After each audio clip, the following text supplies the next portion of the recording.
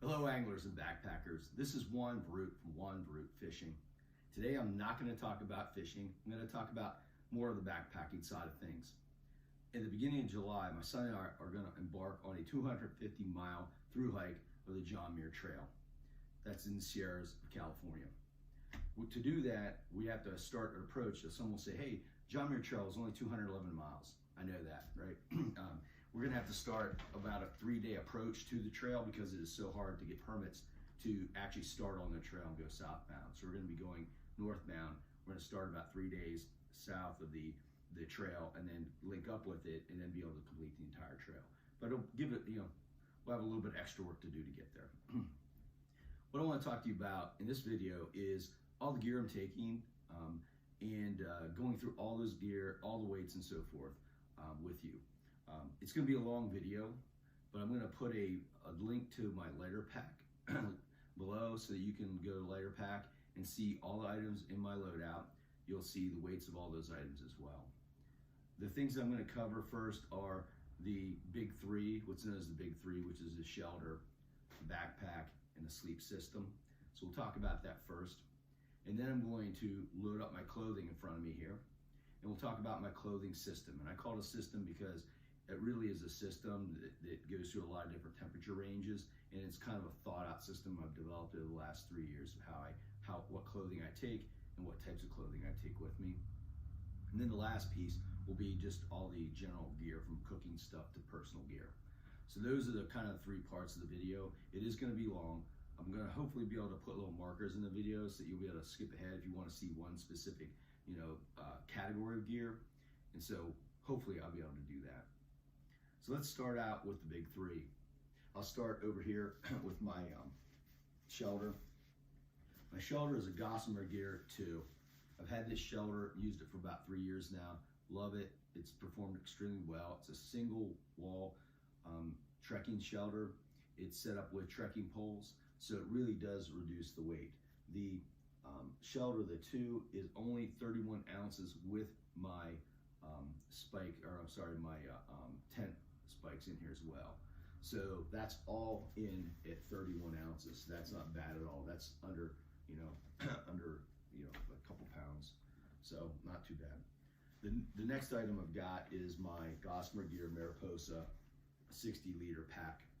60 liters for some may be a little bit overkill. I actually like to fly fish, and that's one of the reasons I started going to ultralight backpacking, because I wanted to get into the backcountry, but also needed to have room in my pack to take some fishing gear, several pounds of fishing gear with me. So that's why I went to ultralight gear, so I could actually carry a little bit more weight, but still, kind of be in a comfortable range for me in backpacking. So most of my gear without the bear can is around 10 pounds.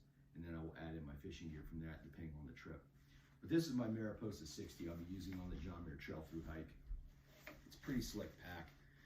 It's got really comfortable straps. I like that. It's got a pad inside here, which you can pull out and use for a sit pad, or just use it for prep for food and things like that to lay things out on so don't get down on the ground or whatever.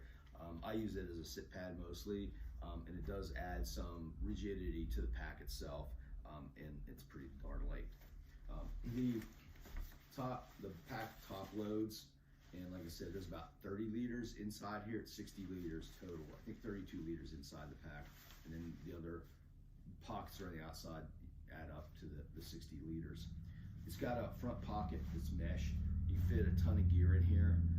I use that for a lot of things I need out and need to access pretty quickly. The side pocket, I love it. There's a deep side pocket here, and that's where I actually put my shelter down inside the side pocket so that I have it easy at the end of the day and be able to take it out and set up my tent. On the other side, there are 2 side pockets. One of them actually is it'll hold 2 1-liter smart water bottles and my water filtration, so that goes in this pocket, and it's fairly deep, and it'll keep things in there securely. And then on the top, I usually put my cook kit on this top pocket here, so I have that out and ready to go, separate from all of my other gear. So this pack is really slick. It also has 2 clips here on the bottom, and they're actually used to put trekking poles down through each one of these, and you can lash trekking poles onto this, and it also has an ice axe carrier too, so that if you need an ice axe, which I don't think that'll be an issue this year in the Sierra because the snow is pretty low. The snow is low this year, and so I don't think we're going to need to be using an ice axe and crampons. But obviously I had that ability if I have to carry one, which makes this pack really great for through hiking. So that is my pack, the Mariposa 60. Love it. Been using it for 3 years as well, and it's never let me down. It carries a load really well. It's got zip pockets, which I forgot to mention here, on both sides. They'll actually hold like a cell phone and other gear, a little bit of food, you know what I mean, for like eating on the run. And so I love the belt and the side pockets that the Mariposa offers.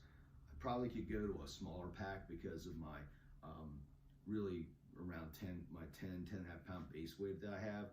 But because again, I'm needing some extra room for fly fishing gear, that's why I went with a little bit better bigger pack. So some of you that are, you know, fishermen, you might want to think about that because yeah, you can get your base weight down, but you also need some volume to be able to carry some of your gear sometimes and keep it reasonable.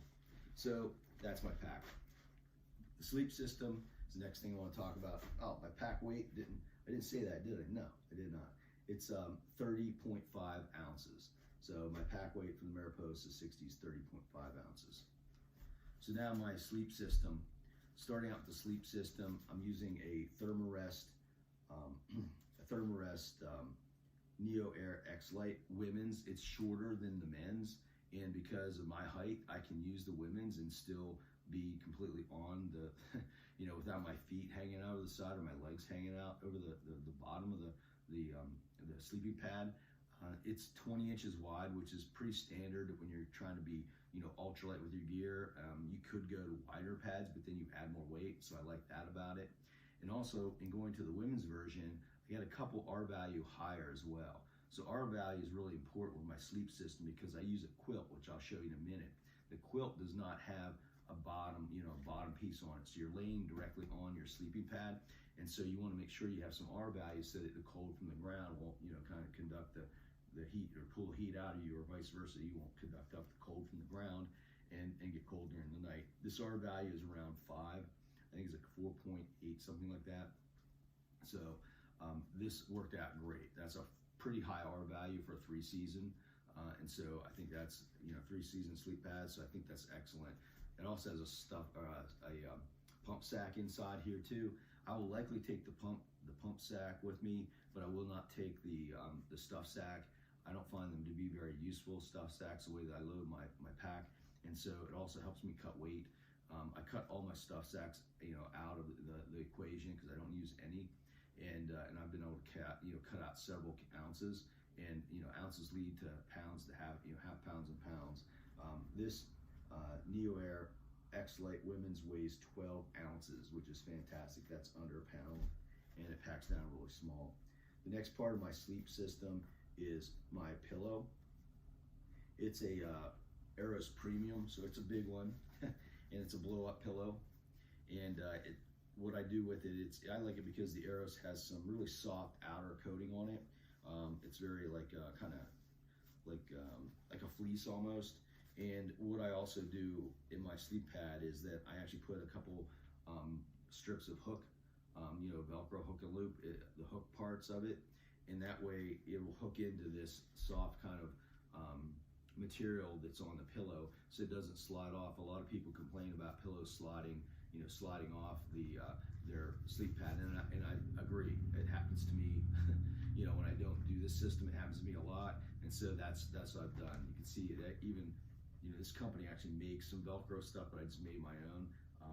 You know, they make some locking system you can buy and put on your sleep pad, but I basically just made my own by just grabbing some hook and loop I already had, throwing it all, taping it.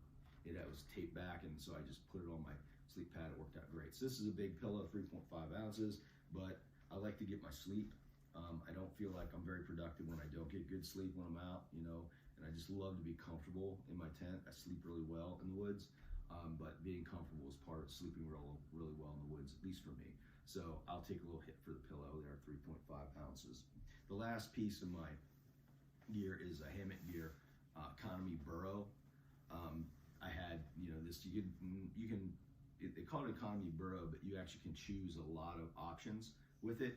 And so I chose a sewn foot box, bag is a 20-degree bag, and I chose a sewn foot box because it tends to be warmer, and I didn't really care about being able to unzip the foot box and opening up to make the thing into a blanket. I like the idea that the foot box allows me to put my feet in there and they just kind of stay. And the foot box is wide enough that it gives me room to move around and spin and sprawl out, and I can pull a leg out, whatever I need to do if I get too hot at night. So you can see here the quilt, it doesn't really zipper, right? It's got this big open side, and that's the side that basically you lay it over top of you, and the quilt kind of drapes down over your sleeping pad. I also have some hooks to hook this to my sleeping pad so it doesn't, cause drafts, like gaps in air drafts and stuff like that when I'm moving around. So it's a pretty slick system. Like I said, this is a 20-degree down bag. It's 850 fill. I was able to custom ask for a wider bag because I sleep on the ground. I wanted more material. Used a short bag to cut weight. And like I said, I believe I already said this, but I'm probably going to say it again. The quilt weighs, I didn't say it, the quilt weighs 24.51 ounces. So that is really light for a 20-degree bag. So that's perfect. So that is my big three: my shelter, my backpack, and my sleep system. Next, we're going to move on to my clothing.